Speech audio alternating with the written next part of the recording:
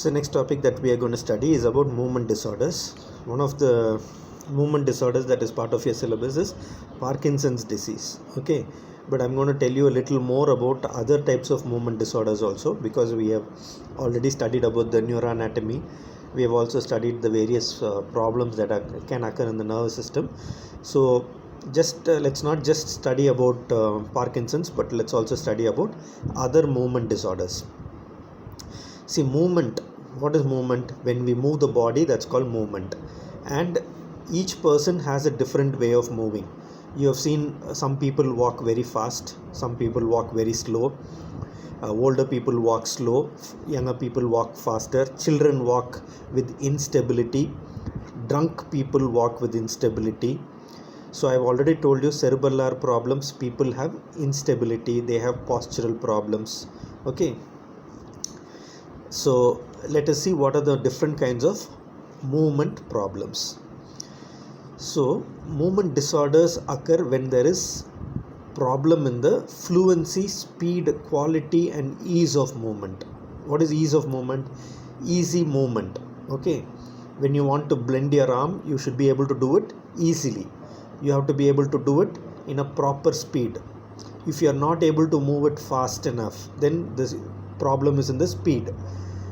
Some people will have jerky movements.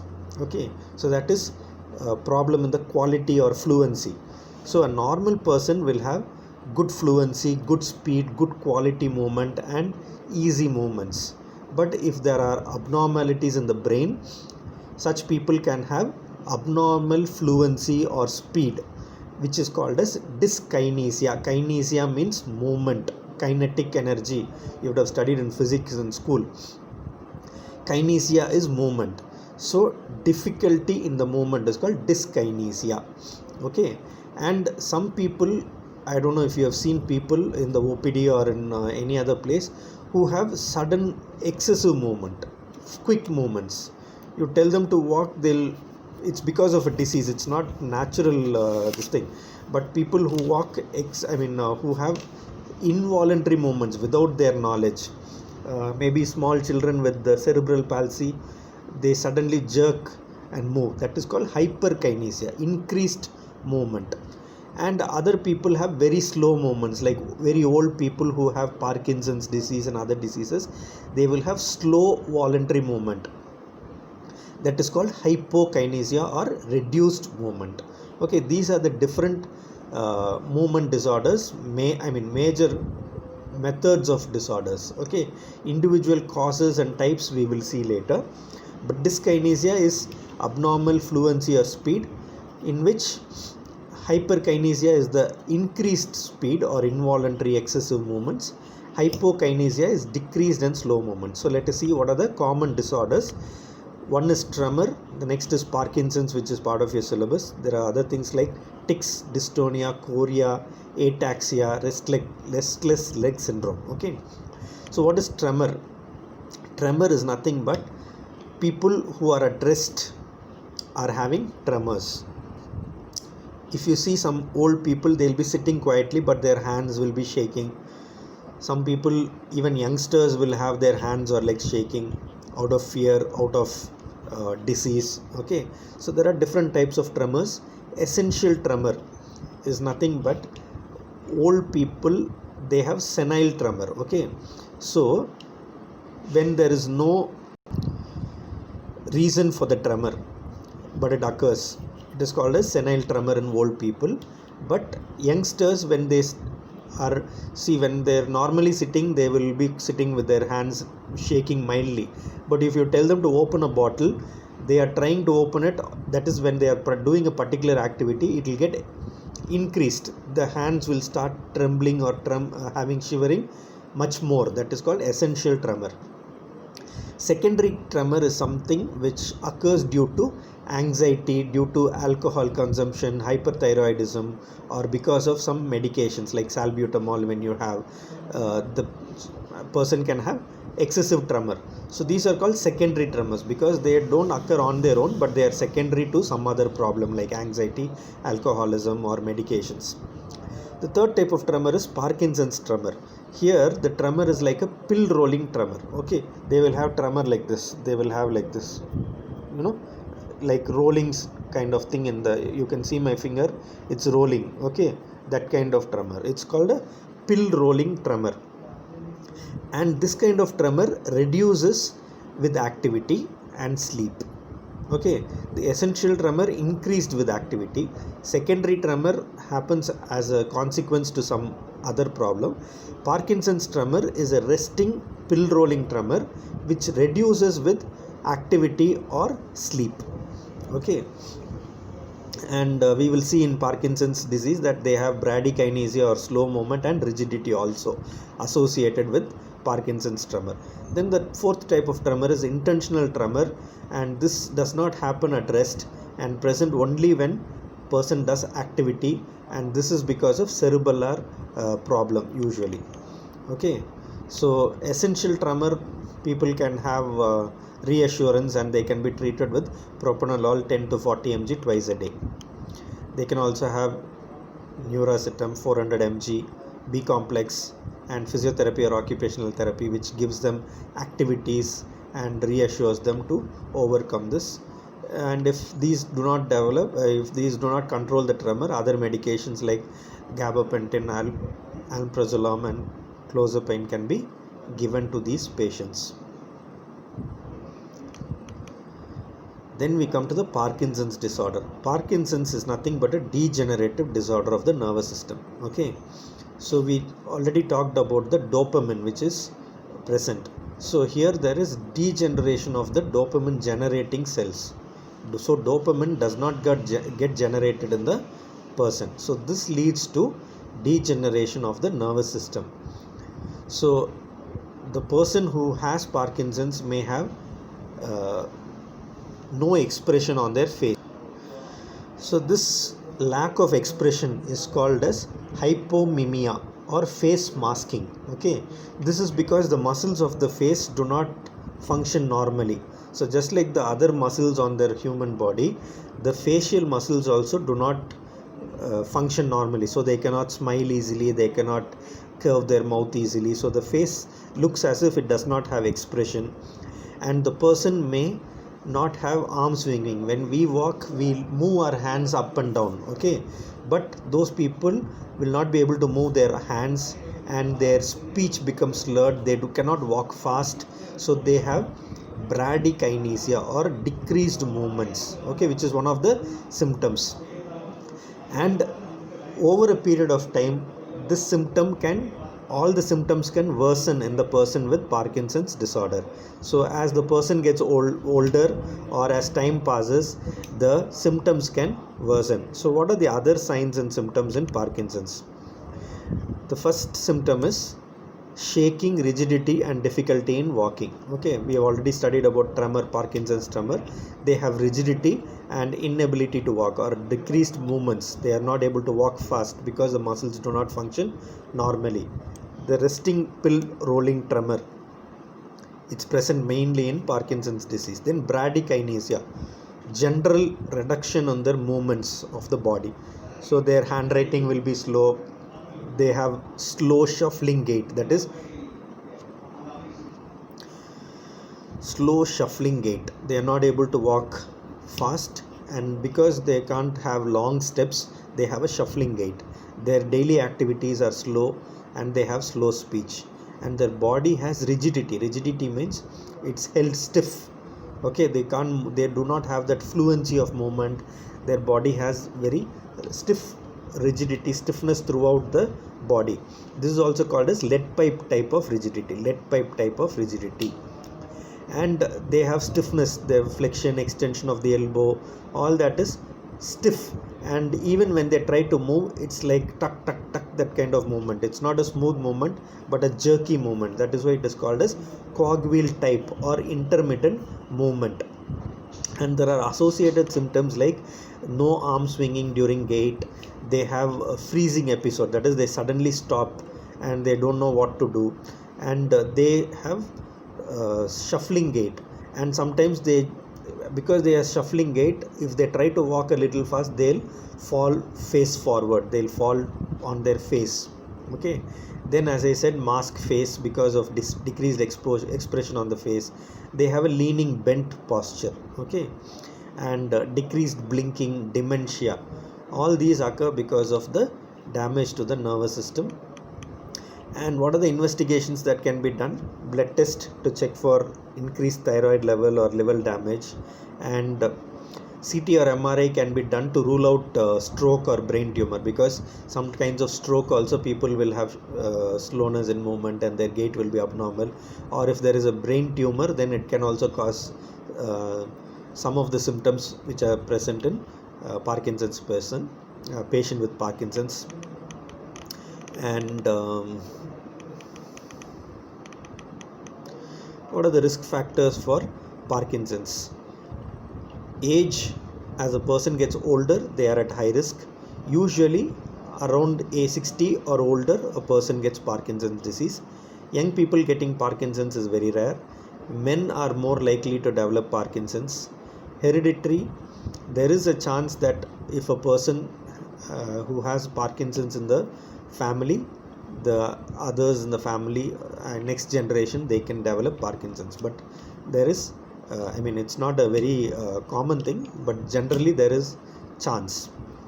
Then people who are exposed to toxins, they can have a high risk of Parkinson's, because these toxins go and damage the cells, brain cells, nervous system, that leads to Parkinson's. And what are the other managements of Parkinson's disease? Pharmacologic treatment is levodopa, which is a common drug, along with carbidopa. Okay, this is the gold standard. I remember studying it when I was a student. Levodopa and carbidopa are the two common drugs to treat Parkinson's disease. So what do these medications do? They help reduce the effects of Parkinson's. So the bradykinesia, rigidity, tremors will all reduce, and the person will be able to have a little more reduction in symptoms and a normal lifestyle. So these drugs mainly help with the muscles. So the muscular symptoms, that is the motor symptoms, are reduced. So a person is able to have better movements when they use these levodopa and carbidopa. Then dopamine agonists, that is that Parkinson's occurs because of the cells creating dopamine are damaged. So dopamine agonists will help in reducing the symptoms. So these are the drugs that are commonly used, and you can see the doses here.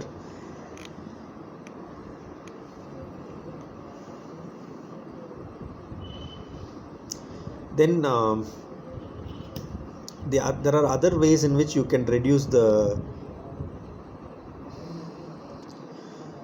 you can increase the effect of levodopa. That is, you can add other dopamine agonists and giving more or a higher dose of levodopa and more frequent dose of levodopa and carbidopa, or switching between these drugs. This will all help to reduce the symptoms. But as I said, Parkinson's is a chronic disease and it is a progressive disease. So you can only reduce the frequency and reduce the seriousness of the disease, but you cannot cure the disease or control it indefinitely. It is a progressive disease and it will keep progressing. You will have to give these medications to increase the time when the person will be able to have normal activity. And rehabilitation is the next method we can provide, including physiotherapy and occupational therapy, by providing counseling, helping them to use their movements in a purposeful manner, and preventing stiffness in their body by giving physiotherapy and heat therapy. All these are other methods of treating Parkinson's disease. So let us see the other types of movement disorders. One is tics.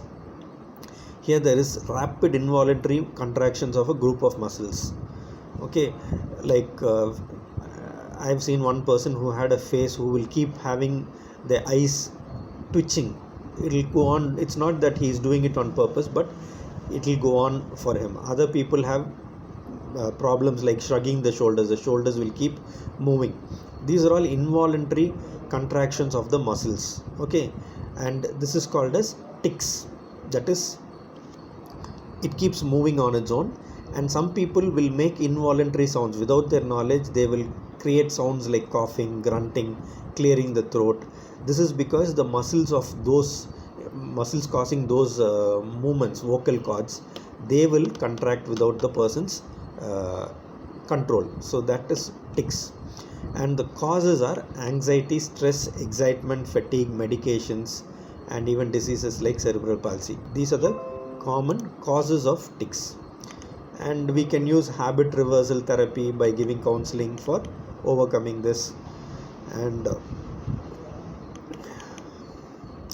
dystonia. Okay, dystonia, decreased tone. We already studied about muscle tone. Okay, when I talked to you about upper motor neuron lesions, lower motor neuron lesions, we told that upper motor neuron lesions, that is when the brain and spinal cord are injured or damaged, it causes increased tone. But when the peripheral nerves are damaged, it causes decreased tone. So dystonia means change in the tone. Okay, so here in dystonia there is sustained contraction of the muscle. See, in the previous class about action potential, we studied about sustained contraction. So the muscle is in spasm, that is, there is constant impulses being sent to the motor neuron, and so the muscle is contracting continuously. Okay, so the muscle is in spasm. So this is called as dystonia. So the muscle is, when it is in spasm, there is increased tone of the muscle. So it's as if you flex your, like a weightlifter, what do? They flex their arms, you can see the bulk of the biceps. Same way, the muscle is flexed and in spasm all the time.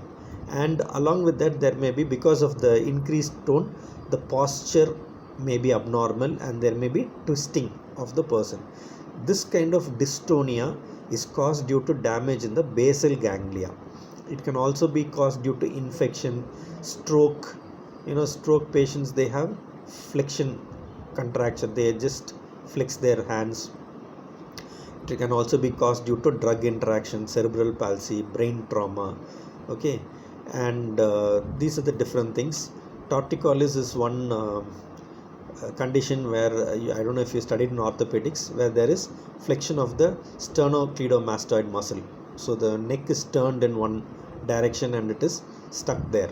So that is also because of spasm of the sternocleidomastoid muscle of the neck. So what are the treatments? Again, physiotherapy, occupational therapy to relax the muscles, relaxation therapy can be given, and then medicines like pacitane, levodopa, syndopa, clonazepam, lorazepam, baclofen, all these can help in relaxing the muscles so that the tone is reduced. Instead of being in continuous contraction, the muscles are relaxed, and touching or stimulating the affected body part will also help the muscle to relax. Okay, so severe cases, deep brain stimulation can be given as a method of treatment. Next we come to chorea. Chorea, I don't know if ataxia is there. Chorea is nothing but excessive, spontaneous, irregular movement, and it is non-repetitive and random. Okay,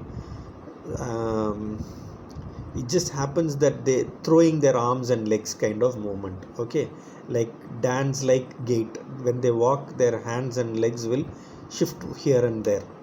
So it is excessive movement, spontaneous movement, but it is irregular movement. There is no regular repetitive movement. It is non-repetitive in nature. See, like pin rolling, tremor, they keep doing the same movement. Here it's like they keep moving one way or the other. There is no repetition, there is no regular movement. It is irregular and random movement of arms and legs. Okay, this kind of movement is called chorea. When a person is suffering from diseases like Wilson's disease, okay, I'm not going into the details of each disease, but causes are Wilson's disease, levodopa induced Huntington's disease, and acute rheumatic fever. In these conditions, they can have CT scan, MRI scan can help in diagnosis and or differential diagnosis also, and TSH, serum copper, all these serum ammonia can all be investigations. Treatment, these are the drugs which can be given. Okay, anyway, Korea is not there in your syllabus, I think, but I'm just telling you for your knowledge sake. Then we come to ataxia. Ataxia, again we have cerebellar ataxia. I have explained to you when we studied about cerebellar lesions that abnormal movements occur in abnormal movements occur when the cerebellum is damaged due to a tumor or head injury or any other cause. So when people have cerebellar damage, it leads to cerebellar ataxia. Okay, so the equilibrium is lost in the people and they have abnormal movements. So it could also be caused due to spinocerebellar ataxia, Friedreich's ataxia, different types of ataxia are there. And the investigations are vitamin E levels to see if the vitamin E has deficiency has caused ataxia, vitamin B12 levels, metabolic screening can be done, MRI scans to check if the cerebellar lesions are present, and if the vitamin E levels are less, then vitamin E and B complex can be given, multivitamins can be given. If the person has spasticity associated with ataxia, then spasticity relieving medicines like clonazepam, baclofen can be given. Then episodic ataxia, that is, there are sudden episodes of ataxia that can be treated with acetazolamide, and any other secondary cause wherever there are problems in the brain, that if we identify a particular cause, that can be treated. And to reduce the movement disorder, physiotherapy can be instituted along with occupational therapy. So the last cause of movement disorder is restless leg syndrome. Here the limbs keep moving. Okay, the person has an irresistible urge to move the legs. They want to keep the legs moving. So it's not under their control, but they keep moving their legs. And if they keep their legs at rest or inactivity, then it creates an unpleasant feeling and they feel that they have to move the legs. So it is not really a mental disorder, it is not any problem in the brain, but it is a habitual behavior. And the people who are hyperactive due to sleeplessness, they have fatigue, they have this kind of repetitive or restless leg syndrome and repetitive movement. So they can be tested for iron deficiency, anemia, any other problems which they face, they can be treated with. Like non-pharmacological treatment is to use reduce caffeine, alcohol, because all these are stimulators. So it stimulates the person's movement and it also reduces it increases the caffeine levels. It increases the movement of the person, restlessness of the person. So it also increases sleeplessness. So all these are associated with restless leg syndrome.